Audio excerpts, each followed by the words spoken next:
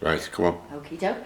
So, would you tell us a little bit how you feel about the project that you've just completed? I've enjoyed it. I've enjoyed doing it. I didn't know at first what I was going to do. I hadn't a clue, but then I thought, you know what, I'm going to do Ron's life and the band.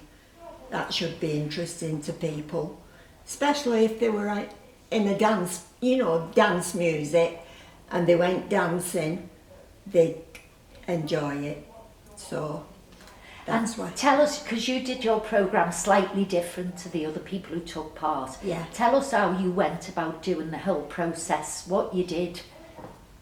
Well, as you know, I had the album with all the pictures in of the early days when he was in the brigade, what he'd done to save up to buy a trumpet, and it just evolved from that. And you wrote your story down. Yeah. How did you find that, actually sitting down and writing your story? Well, as I wrote it, all different things were coming in my mind. Oh, he used to do this and he used to do that, yeah. So you actually enjoyed that process Yeah. of writing things Yeah. down. How did you feel about the actual presenting the programme when we recorded you? I was a bit nervous, but I think I went through it. I got through it, yeah. And what was the best bit of the project for you?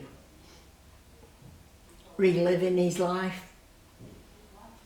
Reliving it all, yeah. And would you recommend other people in other sheltered schemes to do this project? Yeah, I would, yeah. Why would you recommend it? I know at first none of them in here were really interested, but once you start, and it's your past life as well, you know, and you're reliving your life as well, I think that's why I'd recommend it. And what about getting your story down for future generations? Well, there's things probably on mine that Jane doesn't know. Everything about her dad, you know. She'll be surprised. And Benjamin, the grandson, he'll be in tears because he loved his granddad and he went everywhere with him. Yeah, I think that's why people should do it, because you forget things, but once you start talking about them, things come back to you. Oh yeah, he did that and he did this, you know.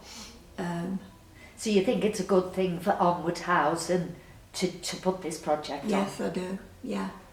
Other places, what you've not done, I think it would be good. Halfway through you said, this is blooming hard, this. I didn't realise it was going to be this hard.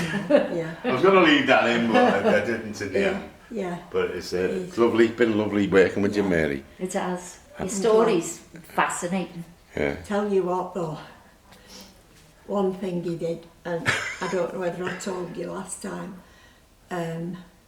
we lived on a very busy main road, and as he got older and obviously weaker, he'd not done banding, you know, did non-existent, he'd gone across to the shop, across the main road, and Jane was there, and we stood outside watching for him coming back. And he set off from the shop, got to the edge of the curb. He didn't look for the traffic. He set out and he put his walking stick up and stopped all the traffic so he could cross over the road. And Jane said to me, "Mum, what's he doing?" Don't put anything past him. He did everything. He was so comical. He sounds like a proper character. He were real character. He were a character, yeah. Yeah. Yeah. How's Grace?